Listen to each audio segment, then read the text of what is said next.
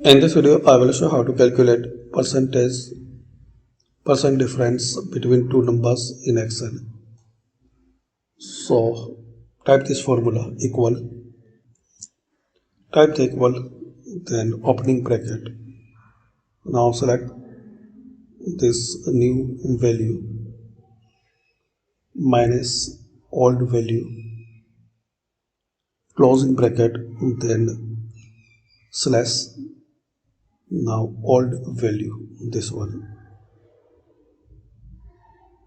Now press enter. Now select it and select this percentage style. Now drag and drop. To get the perfect value, select both. Right click on it, format cells,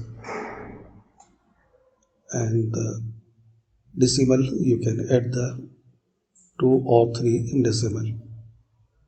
Then click on OK. So this way guys, you can calculate percent changes in Microsoft Excel. Thanks for watching.